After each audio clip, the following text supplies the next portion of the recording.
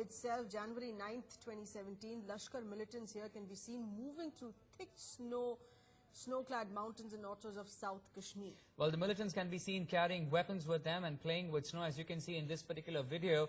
According to security experts, the heavy snowfall and unbearable cold has pushed the militants towards the residential areas in south of Kashmir, and it is becoming impossible for them to stay in forests and orchards.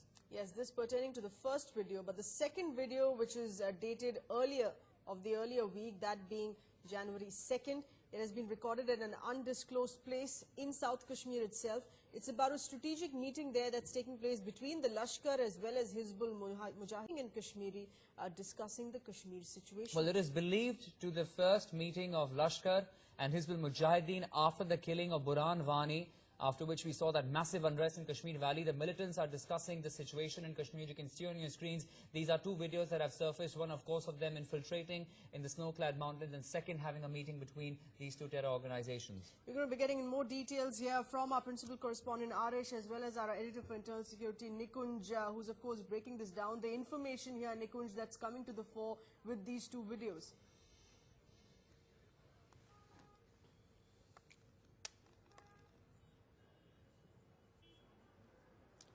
Nikunj, that question for you, please. Yeah, Seher, I mean, I heard that question. You know, the point is that the second video which you showed to our viewers, I think is a more significant video. It talks about the amalgamation of the terror tanzeems there, Lashkar-e-Taiba and Hizbul Mujahideen. And I think, you know, the increasing attempts from the Pakistani side, and our colleague Arish Bilal from Jammu Kashmir can probably, you know, speak on it in a greater detail. The bigger threat that is now coming because of the fact that during the winter months, particularly, the Pakistanis would not be able to push in more militants. The snow this time has been heavier than usual, and therefore what they're trying to do is to bring an amalgamation of strength. Whatever numbers are available in the valley, use them to the maximum efficacy and maximum efficiency. And I think Arish probably would be able to position. That's right. In fact, Arish is joining us live right now. Nikunj, do stay with us, please. Arish, coming to you now, if you can give us further details of the inputs we have on our screens. Two different videos already emerging. One of these militants coming in from the snow-clad mountains, and the worry here is that they have gone into the residential areas of south of Kashmir. The second video shows us the nexus between these terror organizations of the LET and the Hizbul, and the most important part, these are locals who are communicating in Kashmiri language. So let's talk about in further detail of the first video. Arish. Well, that's right. In fact, the first video where you can see the heavily armed militants moving through the forest area of South Kashmir. This is the very recent video and has been in fact recorded just 2 days back.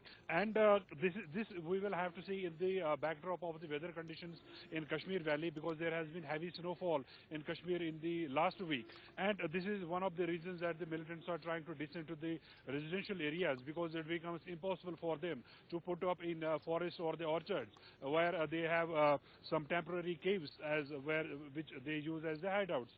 So in the backdrop of the weather conditions, they are pushed towards the residential areas, and they manage to hide there. So in the second video, we can see the Lashkar and Hizbul Mujahideen militants are having a meeting in some undisclosed place somewhere in South Kashmir, and they are discussing various aspects of Kashmir and also the alleged human rights excesses that has been committed. We can hear in the audio that is that they are planning to a joint strategy of the Lashkar and Hizbul Mujahideen. And to see this in the backdrop of the recent audio that surfaced, wherein the Burhan Wani, who was the Hizbul Mujahideen commander and was killed in July, he is having a talk with the Hafiz Mohammed Saeed, the Lashkar-e-Taiba patron, where Burhan Wani can be seen pleading with Hafiz Mohammed Saeed, asking for more funds and strategy for the Lashkar-e-Taiba militants. So this video is being seen in that backdrop, where the Hizbul Mujahideen and Lashkar-e-Taiba are trying to carve out a joint strategy vis-a-vis the Kashmir militancy. Right. Arish, also help us understand the response of our security apparatus here in what's being seen here in these videos, also ascertaining the location here where this has been shot. Well, that's right. Definitely, this video is right now being analyzed by various security agencies, particularly the anti-insurgency grid in Kashmir Valley, and they are trying to ascertain what exactly is conspiring between the Hizbul Mujahideen and the Lashkar-e-Toiba, because this is a cause of concern that if Lashkar-e-Toiba and Hizbul Mujahideen militants come is the security forces, this will be a cause of concern for the security. All right, Arish, we'll have to reconnect with you in a couple of moments. There seems to be an issue with the audio line, though we're getting the video through. But yes, this is going to be a major security concern, like you're pointing out, for the security agencies here in India, when we see the LET and the Hizbul Mujahideen really come together. And that pretty much is visible, as you're saying, in that particular meeting. Audio, of course, that we can understand in that particular meeting taking place. They're talking of how these two terror organizations really have to come together and discussing the situation in the Kashmir Valley post the killing of Burhan Wali, who was, of course, yes, a terrorist himself. Arish is back with us, joining us live with further details. Arish, also if we talk about in greater detail, these terrorists completely exposed, their identities have been exposed in these videos. So do you think perhaps it could make it a little simpler for the security agencies from here onwards to really take on them head on?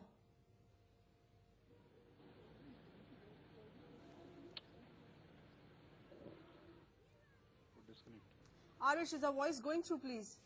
Okay. All right. All right, we'll have to reconnect with Arish on that in just a bit. But important to note, these are two videos that have surfaced. One, of course, that indicate the movement of the Lashkar militants here that are seen in South Kashmir. But more crucially, the first video on the left of your screens is that meeting that has taken place, dated 2nd January here, earlier this month itself. The meeting between the Lashkar and the Hizbul militants here.